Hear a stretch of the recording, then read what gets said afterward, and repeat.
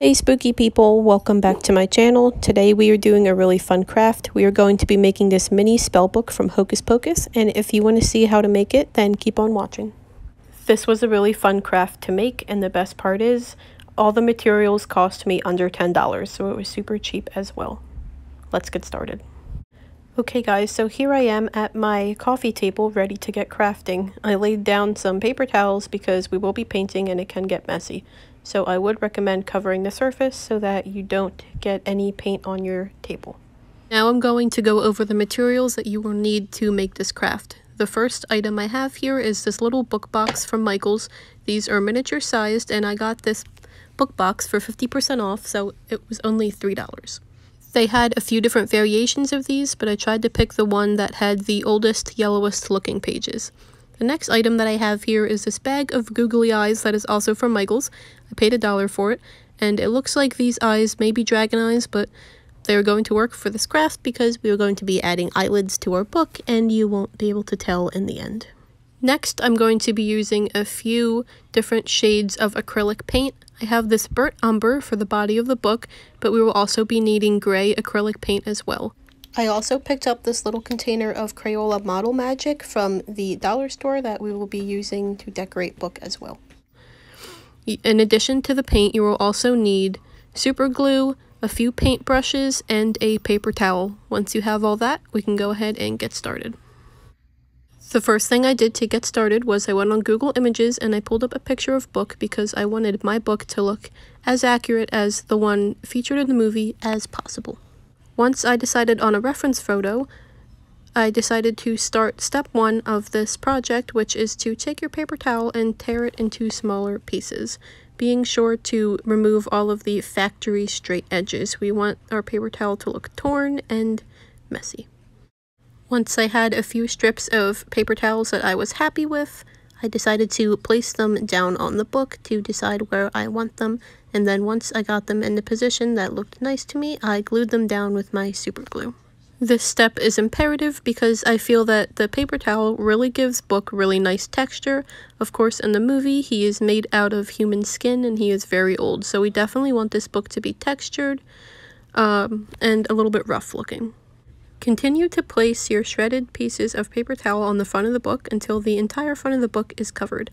Also make sure to glue down all of the edges of your paper towel as we will be applying paint over top of this, so we don't want the paper towel to be flaking off.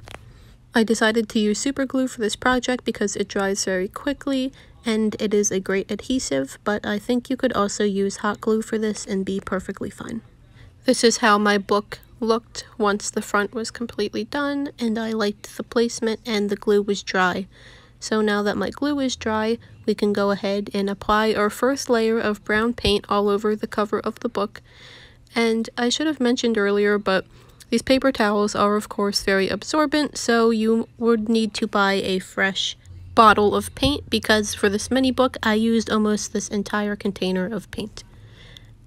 Our book will also need a few layers of paint, I would say at least 3, so that the brown paint will be completely opaque and not streaky at all. So what I'm trying to say is just make sure you have enough paint for this project. Here is how my book looks after one full coat of paint. As you can see, the texture of the paper towel is coming through very nicely, and I think we are off to a great start. Go ahead and apply as many coats as you need to the front of the book so that the original cover of the book is not showing through anymore, and then once we are done that and the paint is dry, we are going to glue on our eye of the book.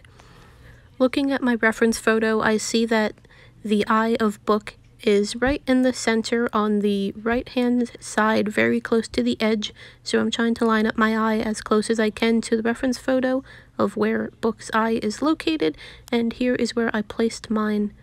You can either glue your eye down with the super glue, or if your paint is still tacky, you might be able to just press it on as I did, and you might not need glue for this step. Okay, so now that our paper towels are laid, our book is painted and dry, and our eye is attached, we have officially completed step 1 of this craft. Next, we are going to place paper towels along the spine and along the back cover of the book, the same way we did to the front, and make sure you remove your price tag as well. So your paper towels are adhered to the spine of the book and the back cover of the book. You can go ahead and paint those brown as well. Since we're using a box and not an actual book, we should be able to stand the book up along the pages and be able to apply the paper towels that way. Shred another paper towel roughly the size of the spine of the book, and once you have that laid down, you can go ahead and apply your glue and press it down firmly, basically repeating step 1 all over again. If you find that your paper towel overlaps like mine, go ahead and fold it over onto the back cover and then glue it down, so nothing is hanging off. This is how the spine of my book is looking so far. I think it is coming along very nicely. I'm now going to shred another paper towel and glue it onto the back of the book and let that dry. Once that is dry, I can go ahead and paint the spine and the back cover brown, making sure to not have any streaks of the original cover showing through. Here is how the spine of my book looks once it's completely painted. I'm going to let this dry and then I will move on to painting the back cover. Alright, we have officially completed step 1 and step 2 of this craft. As you can see, the front cover, spine, and back cover of my book are completely dry and done, as well as the eye being glued on. I think it is shaping up really nicely. And by the way, I let all of this dry overnight just to make sure that it was completely dry, but I don't think you would have to. Acrylic paint usually dries pretty fast, so at most you could probably just leave this for like 4 hours.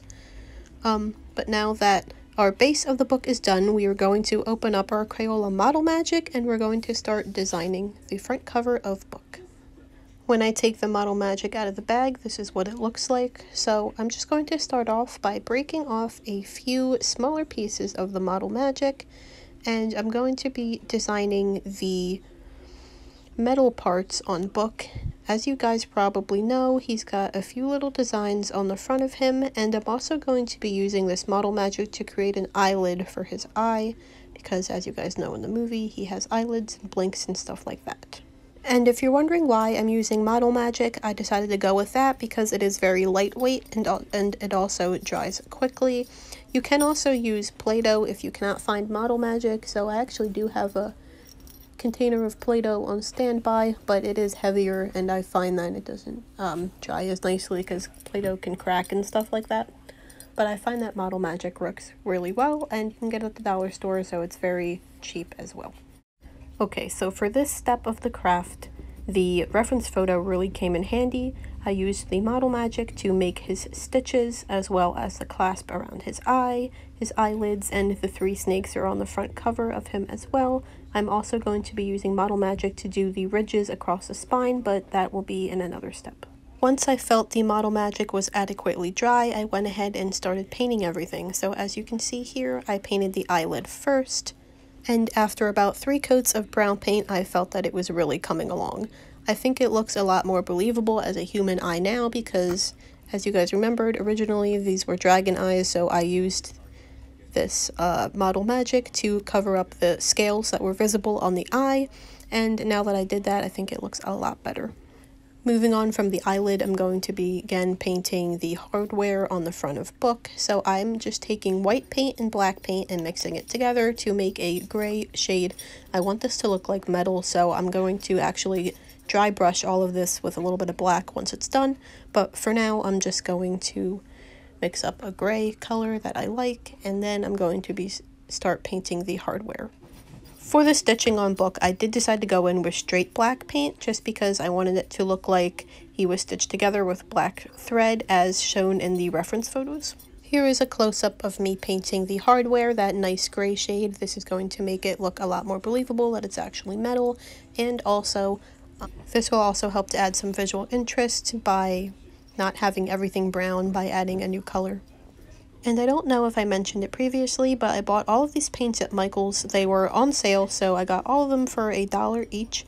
However, I believe you can get them at Walmart too, or any place that sells craft supplies.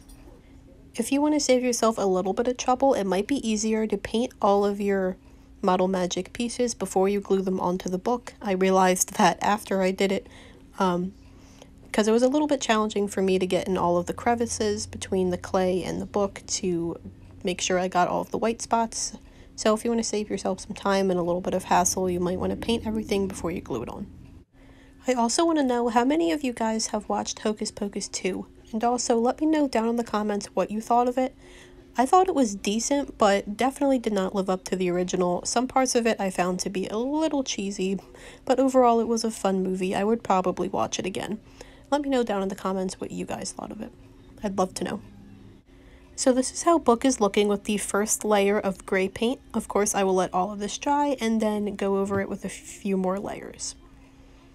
Once I'm done painting the gray paint, I made these little almost oval shapes, and then I went ahead and flattened them with the palm of my hand, and this is how they looked. I think they look very nice and kind of look like the fingers that are glued along the spine of book.